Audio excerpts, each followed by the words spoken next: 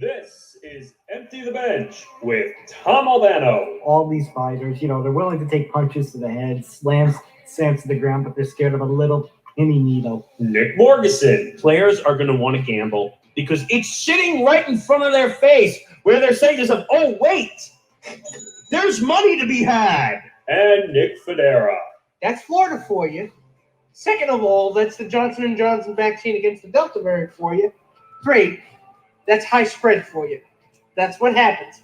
These are the things that happen when people don't want to get vaccinated.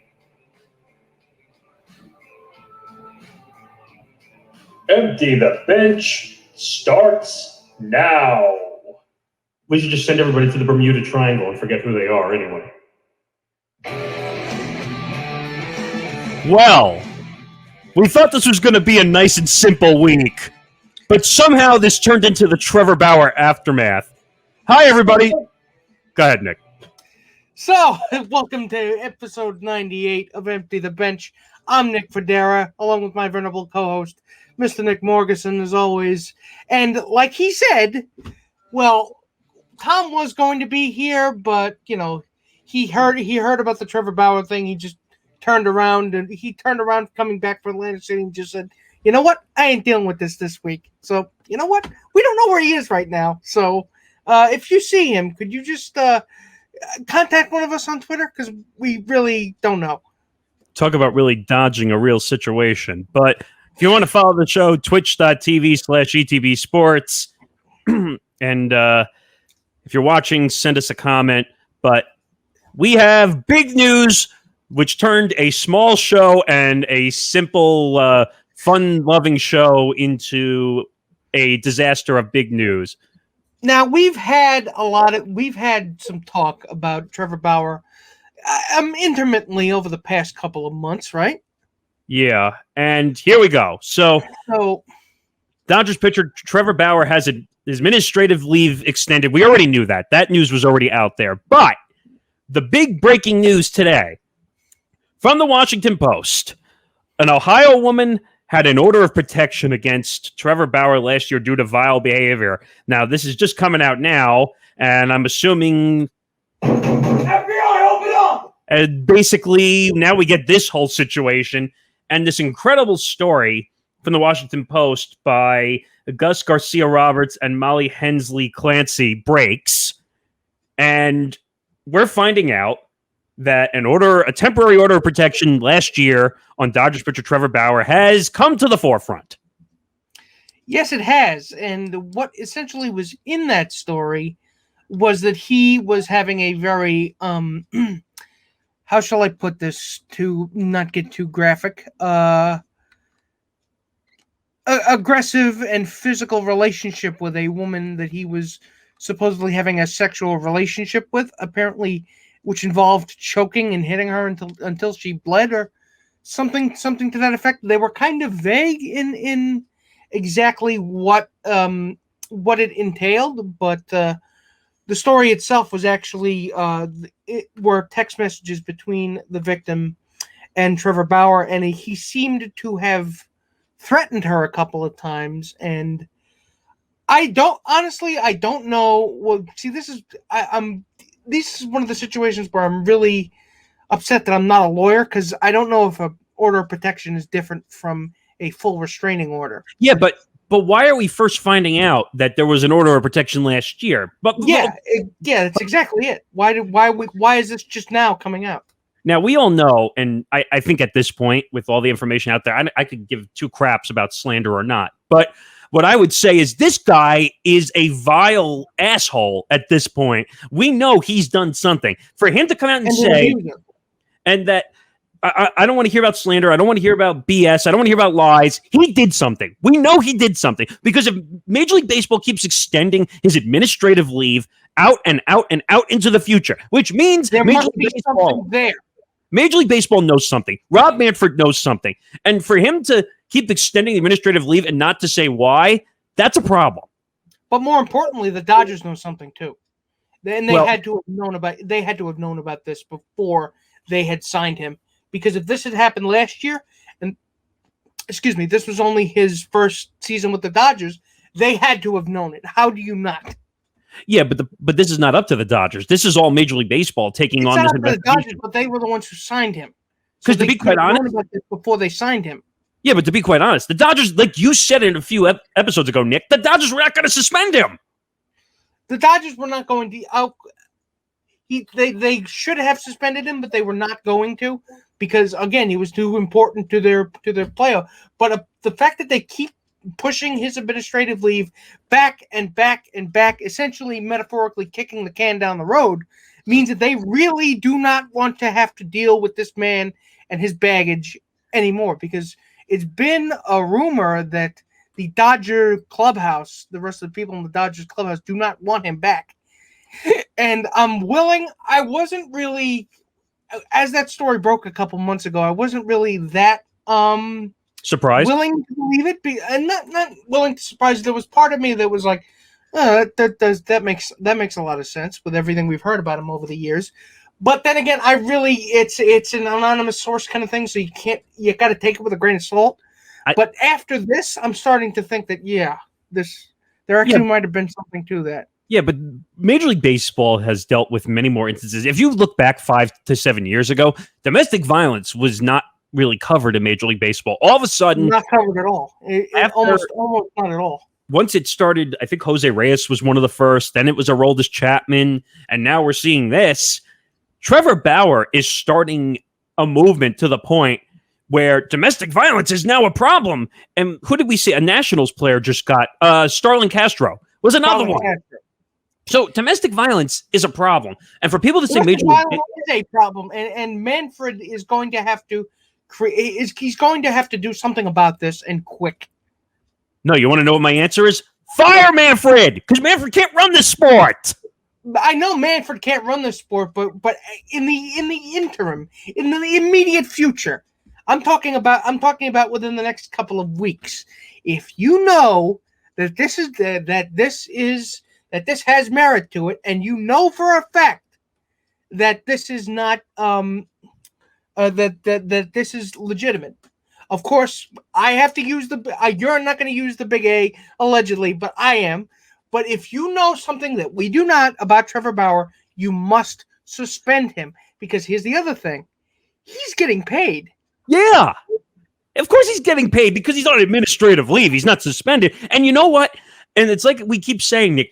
He keeps getting his administrative leave, like you said, kicked down the curb like a can. You know what? Yeah. Stop with the lies. Rob, stop with the lies. You know something is going on. And if you're not going to do something, then the other parts of the administration of Major League Baseball need to do something because you're not going to. But the buck stops with him, right? I'm saying that he's inept. He can't do his job. I know he's inept. That's a given in this situation. I'm looking at the story, which, by the way, like I keep saying, the Washington Post story, which was written by Gus Garcia Roberts and Molly Hensley Clancy, did an amazing job of covering this story and breaking it down piece by piece all the way back to 2017. This apparently was going on in 2017. And it's very obvious. Even if what he did does not technically rise to the level of illegal, he definitely has an anger problem towards women, which really needs to be dealt with. And the other issue is, who was the guy that we did that story on, the Mets manager and the Mickey Callaway? This, according to this story, this was in 2017. What team was Mickey Callaway? He was still with the Reds. We were still with the Reds. Was it the Reds or was it with it was the Indians. Cleveland? It was the Indians. Was Mickey Callaway still with the team in 2017? You know what? Let me do a quick little Google foo here. Because I'm wondering, because if that's the case, that's even worse. Like, can you imagine? Actually, no, it's still Terry Collins at that point. So yes, Mickey Callaway was still with the Indians. Are you kidding? And Trevor Bauer was still with the Indians. So there's a paper trail. So there has to be. You would assume logic would dictate that would be the case, right? So Major League Baseball should be slapped in the face twice because they had two guys on the same team with dealing with domestic violence issues. The Dodgers too. The fact that you're one of the biggest market teams on the West Coast, and you don't have the capacity to look into these things thoroughly with a fine-tooth comb, especially with the amount of money that you're paying him, especially with the reputation that he brings into this clubhouse. I'm not even talking about him as kind of a let's call it, he's got a brusque personality, but still the reputation that he has as an athlete, and you're not going to do your due diligence. But that's how all these things start, right? That's usually how it goes, where people fail to do the work that people get away with these kinds of things. And you know what? Forget Major League Baseball for a second. This could be any sport. If this is going on in any sport, especially NFL, with all the domestic violence issues that go on there, and all the slapping and disrespect that goes on in the world of professional sports.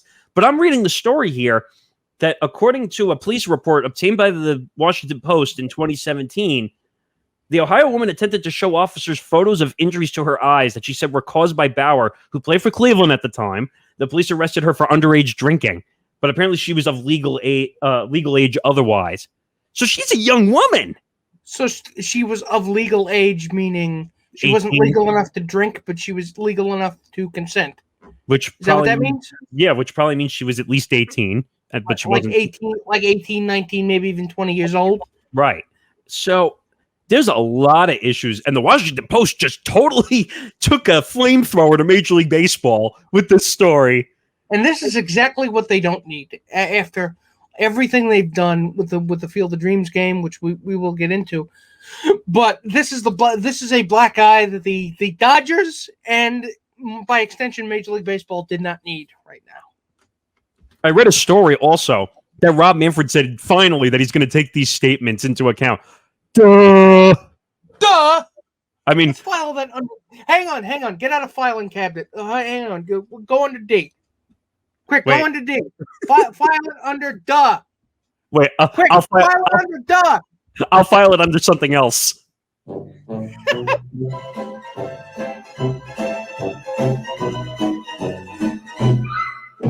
I mean, really? So you didn't know about this information? The Washington Post had to wake up your sorry ass because you couldn't find this information? Come on, Rob. You knew this information. You knew this. You absolutely knew this. If you did not know this, if you honest to God, hand to Jesus did not know, then you are probably as more incompetent than Roger friggin' Goodell here. And that's saying something. I mean, to be quite honest, if he's going to play dumb and say he doesn't realize it, he should be fired now. He should be fired right now if he didn't know. But again, what is it the obstacle that he runs into? Who does he really work for? The owners. And which other owners technically have a say in what he does? Well, what do you mean? The Dodger owners. Oh, the Dodger owners. But you know what I'm going to say? This is what I think of Rob Manfred saying he didn't know. Why the fuck you lying?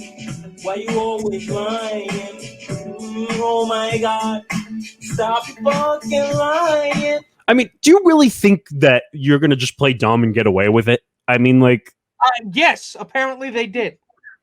I need to tell the other part of the story. So Trevor Bauer, and we all know that he's the flame-throwing loudmouth who goes to Twitter and defends himself.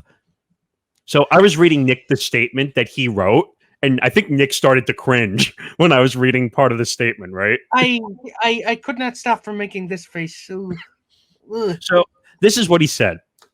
The Washington Post has spent the last 6 weeks digging into my life and attempting to contact hundreds of female friends and acquaintances with whom they suspect I had some form of romantic relationship, some of whom I haven't had contact with in over a decade, in an effort to create a false narrative. Several of these individuals have sent me screenshots of their requests. Many share that they had only positive things to say, and others felt very uncomfortable or harassed by the nature of their requests. So that's number one.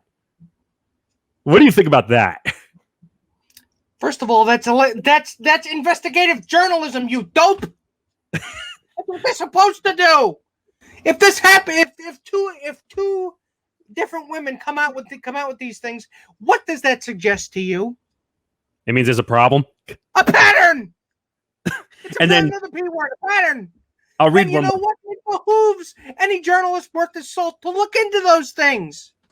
Right. I'll read one more because this statement's long, so I'll read one more. Despite my representatives providing a wealth of contradictory evidence, documents, statements, and background information showing the pattern of disturbing behavior by this woman, which is the one we're talking about, and her attorneys, the Washington Post opted to ignore much of this information and to run a salary disseminating defamatory statements, false information, and baseless allegations from a woman who has only harassed and physically assaulted me, but who also attempted to extort me for millions of dollars last year in exchange for her coming forward with false claims. Which one, Trevor? Because there seems to be more than one. There's a problem. I think Trevor doesn't want to admit to himself that he got his hand caught in the cookie jar.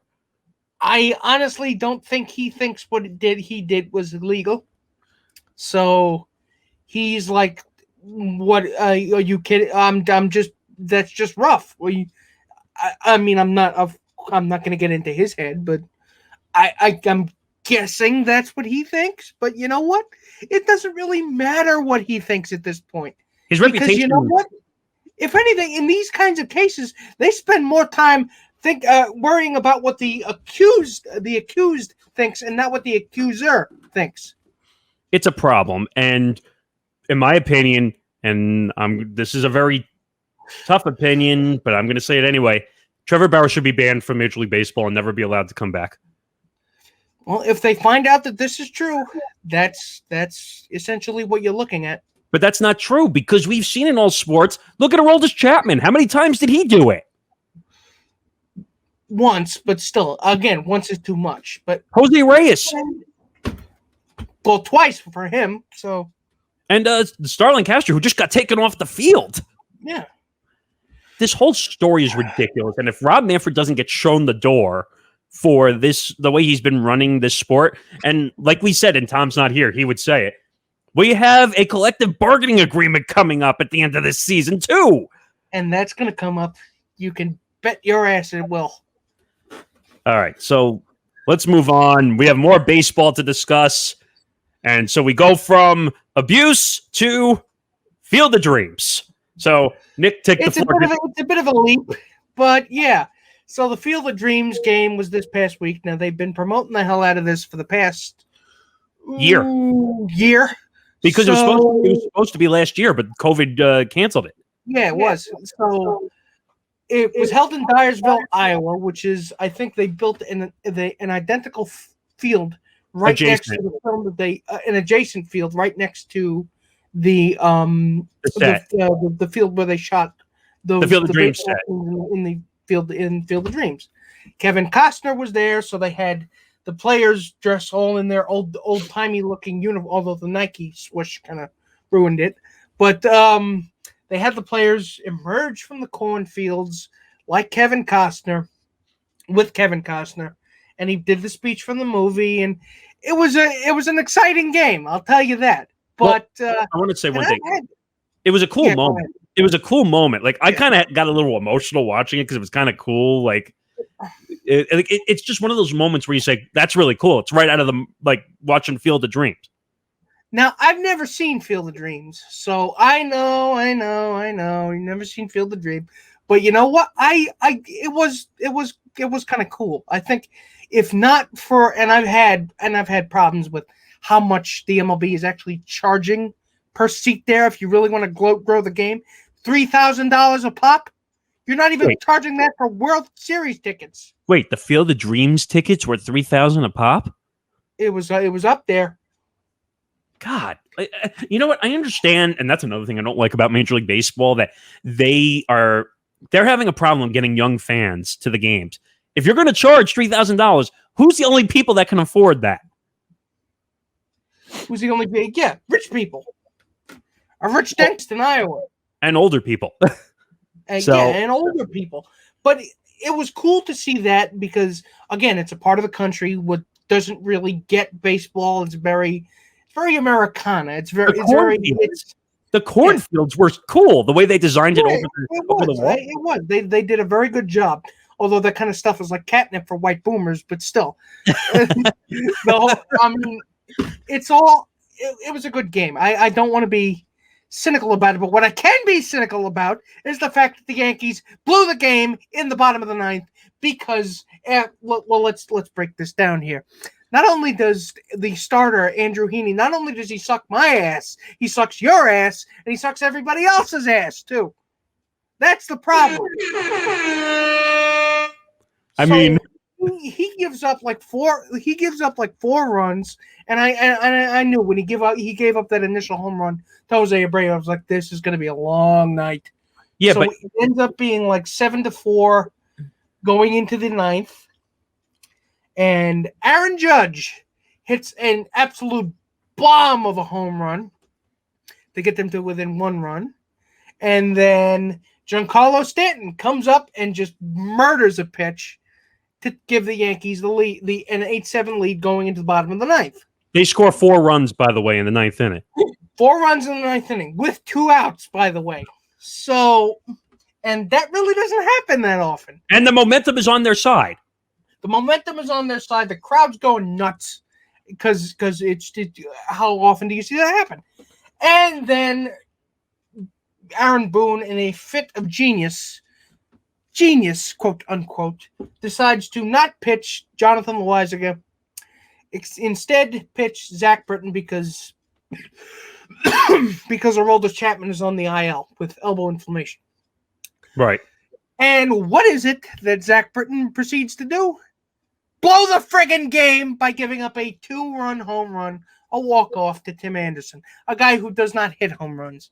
Now, it would be Tim Anderson is not a home run hitter, and that ball would not be out in Yankee Stadium. Let's wait a second. I think the dimensions in Iowa were like 380 to right center. I mean, like, come on. A pop-up would have gone out to right field in Iowa. Yeah. So it's a bandbox anyway. So you needed to keep that in mind. But again, you just served up a big fat meatball. And what did you expect Tim Anderson to do? Look at it? Well, let me say one thing. Tim Anderson's no slouch. Like, he can hit the ball. I wouldn't say he's a power hitter. He can hit the ball. But you know what? I would have preferred him getting a single. But you know what's funny? Like, and I said this to Nick before we started. Giancarlo Stanton finally comes through with a clutch hit. Puts them ahead. And the bullpen pisses all over it. Because here's the dirty little secret that not enough Yankee fans are talking about. The bullpen kind of sucks this year. Look at the statistic on the graphic that's up there. I almost blew Nick up before we started. 17th blown lead in the 8th inning or later, most in Major League Baseball. If they get some of that, if they get some of those 17 blown leads, if they win some of those games, they have the best record in the AL. And if they win all those games, they have the best record in baseball. Well, close to it. Or close to it. Because, ironically, the Giants are 30 games over, which no one expected. But, yeah. But you know what? It goes to show that the Yankees just are, I don't know, the curb your enthusiasm of Major League Baseball this year. Play it. It's really just what it is. Play it.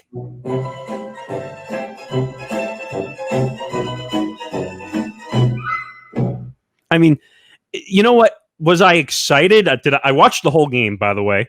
Oh, I was excited too. It's like, oh yeah, we got this one. And you know, it's a cool moment that it ended on a walk-off and like at the Field of Dreams. That's kind of cool, but come on, like, first of all, it goes sailing over the cornfields, and I went to bed. But why are you pitching Andrew Heaney in the Field of Dreams game? Like, come on. Well, 3/4 of the starting rotation out due to COVID. That really has something to do with it. Which, again, we'll get into. We'll get to that in a second. But the game was fun. I'm kind of pissed. I was kind of hoping that they would do all 3 games at the Field of Dreams for the series. I did too. But the stupid scheduling by Major League Baseball, they did game 1 of the series in Iowa, day off, then back to Chicago for 2 games. Like, that didn't make sense. And I'm like, what the hell are you doing? Like, but all right, we'll move on. Since you brought up COVID, here we go, Nick. You ready to blow this up?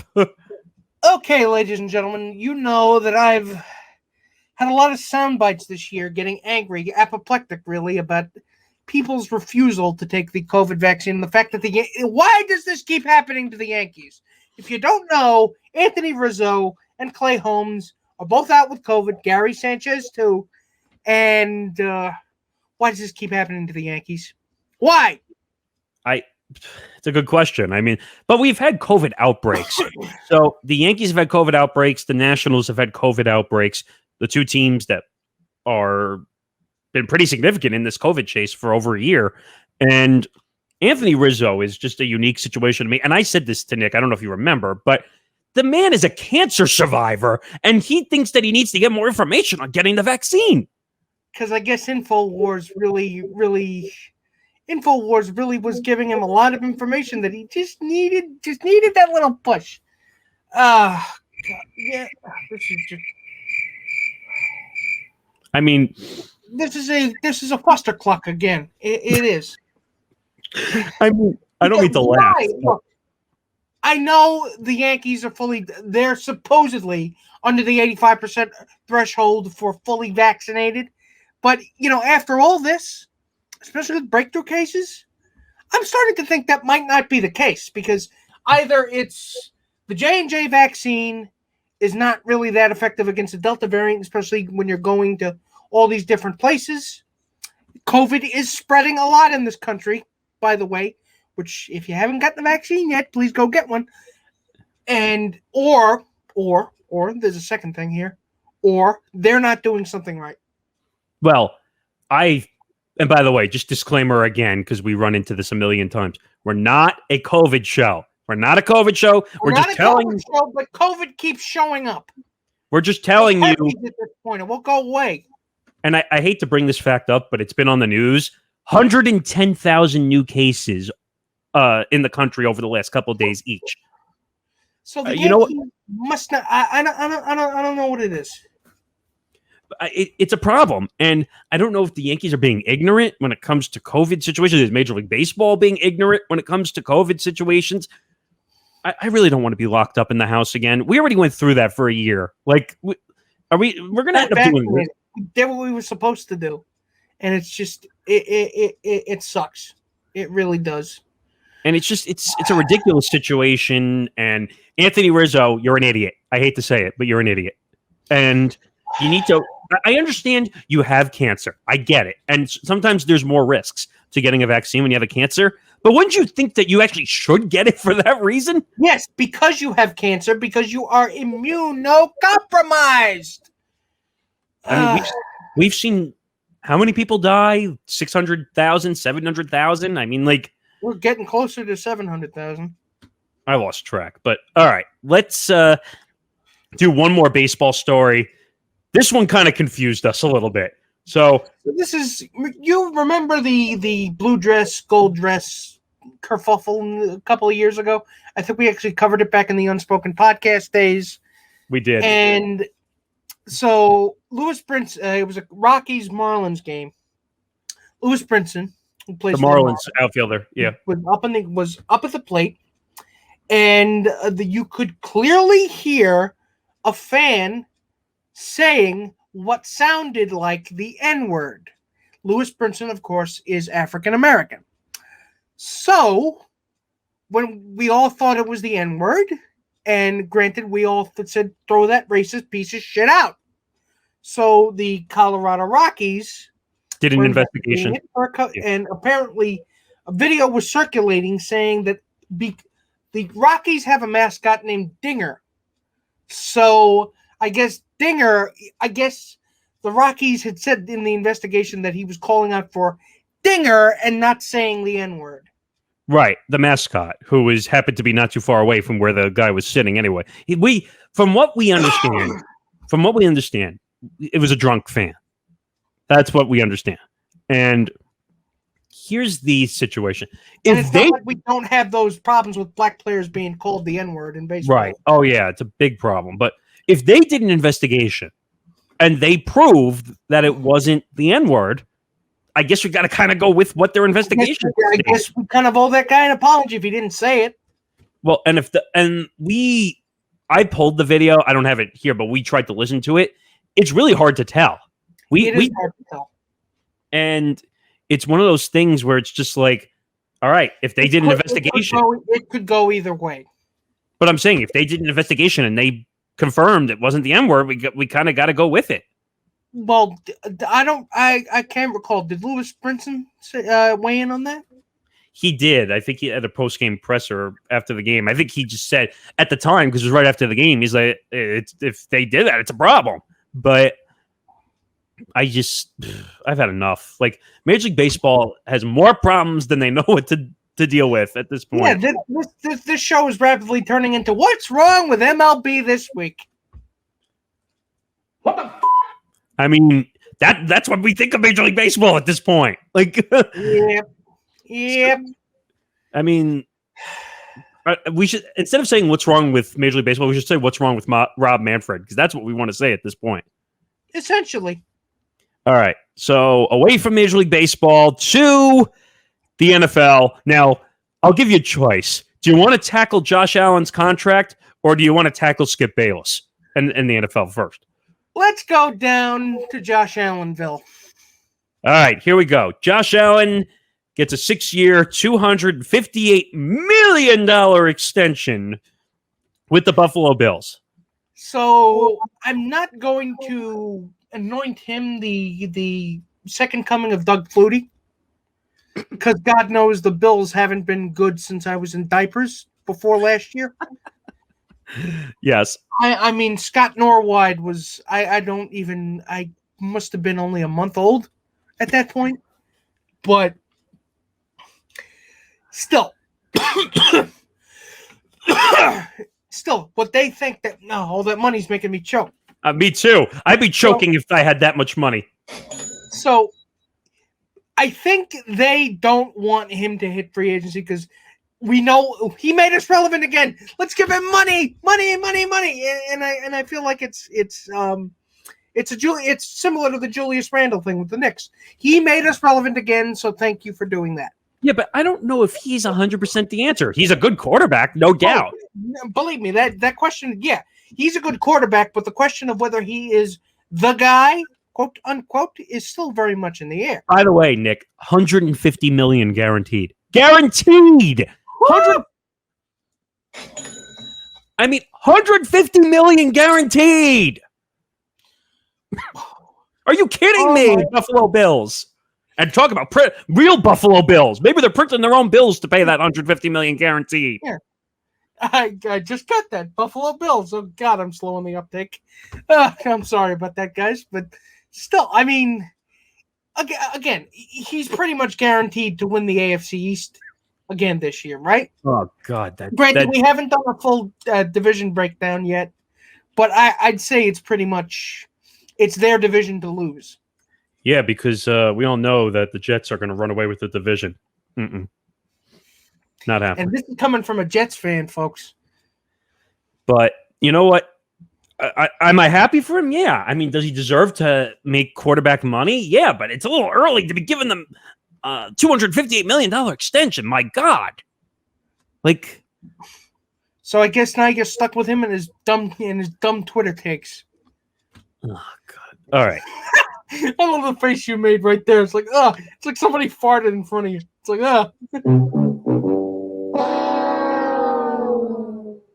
All right, let's move on to, speaking of losers, Skip Bayless and the fat shaming of Mike McCarthy. So if you don't know, Mike McCarthy, head coach of the Cowboys, he was a topic on Skip and Shannon on the other day. And Skip had some very unkind things to say about Mike McCarthy. So do we have a clip of that? I can find it while we're talking. But so he basically said, well, maybe did it have to do with COVID? No, it had to do with fat shaming Mike McCarthy. And basically, Skip said, I wouldn't want him as my coach because of his weight. Which really, that's essentially what he said. And to be honest with you, it's par for the course for Skip Bayless, because God knows he's got a foot where his brain should be. So he always does these kinds of things because, again, when you pay somebody for the hot take and that's all they have, and that's literally all you're going to get. I have the audio right here. You want to hear it? Let's see if we can hear it. Yeah. Well, I don't think that's a fair shot. Is either. everyone That's who's my a opinion. good coach Yeah. as fit as you, Mm. Skip? Mm. I don't think that's a fair shot whatsoever. I wouldn't want. I said it was a personal preference. I've And I actually wouldn't had want him plenty to of be my coaches head coach. that have not had the ideal physique, including my college coach. So I don't think that's a fair shot. Okay. And I'm allowed Next. to have an opinion, Yep. Skip. I am allowed to say whatever Okay. I want to say on this show, Okay, as you come do on, too. guys. We're Bruce a team, Broussard we're a team. will join us and he will react No. to Westbrook's You're comment, and maybe I have no. more to say. Next. Yes. I mean, what the fuck, Skip Bayless? So who was it? I'm blanking on her name. Who was Jenny Taft. Jenny Taft. Jenny Taft. Really, I give all the credit in the world to her. In fact, give her his spot. I mean, seriously, because I mean, you never see him say that shit about Andy Reid. but you don't hear him say it. First of all, I'm surprised that he insulted somebody on the Cowboys. That was a little bit of irony. Yeah, I think the honeymoon is over between the Cowboys and Skip Bayless. But first of all, hey Skip, why are you fat shaming somebody? Seriously, I mean, there's no point in it. There's absolutely nobody. He did nothing to you. Hey Skip, Nothing to you. are you such a crotchety old man? Maybe your diaper's full. Maybe it needs to be changed. I mean, we all can't have a personal trainer here, Skip. We can't all have an entire floor of our house dedicated to gym because we don't make as much money as you do. You mean you and that $6.5 million a year that he made that to get poached from ESPN to go to FS1? Goodness gracious, because he really is the last person who should be shaming anybody for anything. And you know what the sad part is? That Stephen A is making double what he makes. And that must chap his mind. And by the way, I'm surprised more people didn't get on Skip, because if you hear at the end of the clip when Jenny Taft is saying, "Well, I'm allowed to have an opinion," and then he goes, no. Like, you see the facial expression, he just goes, no. Yeah, because she challenged him, and he doesn't cotton to that. So it's just, you know what, you get Fox. You get what you pay for. You really do. You paid for him, and this is what he is. Warts and all, lock, stock, and barrel. This is what he is. And usually, like, I'm the one that is totally against cancel culture and all this stuff. But in this case, I would cancel Skip Bayless in every single way, shape, or form. I would. I don't give a crap. And I'm not exactly a skinny guy either. So, But yeah. I don't understand. Like, I've put up over the years, like when he used to be on First Take and ESPN, if he wanted to have opinions, that's one thing. You want to say something ridiculous, say something. Don't fat shame somebody. That's not fair. That's really not fair. I mean, No, how would not you fair feel, at all. Skip? How would you feel, Skip, if we went after all your alleged issues that you've had as a journalist, including an alleged story that he was in a bathroom in the fetal position crying because of his alleged drug issues? How would you feel? I really wouldn't go after him for that. Because he's you don't impugn his professional integrity, but still, I mean, I really wouldn't. Still, you stay on task with what Skip Bayless is, and you call him an asshole for what he did. No, but I'm just saying, like, that's been published that he's had issues. I'm not going to go into them anymore, but I'm just saying that he's had his issues in the past of certain journalistic integrity issues. So he's the last one that should be calling out people for things. Mm-hmm. All right, one more story. We've gone through all the negative shenanigans. Let's have a little fun with the last story. Peyton and Eli Manning doing an alternative broadcast commentary for Monday Night Football this season for ESPN. See, Eli Manning, he pretty much owns my ass until the day he dies because he was able to beat the Patriots twice in the Super Bowl. But what I did not realize about Eli Manning is he's actually pretty funny. Well, I don't know whether he actually has some writers who work with him or he actually is that funny, but he's tearing it up on Twitter. So having him and Peyton definitely is a good thing. right. And you know what? I would say something else is coming into the fold to help them get there. Money, because we find out that we've heard over the past couple of years, actually, ever since Peyton retired, that he's been a hot commodity ever since Tony Romo retired and he went up to CBS to replace Boomer. Nance. Sorry, Jim Nance. But there's really been a market for not Nance. I know who you're talking about. I don't know why. Phil Simms. Yeah. Yes. Sorry, Phil Simms. Right. But yeah, quarterbacks are a hot commodity in the booth for a post career thing.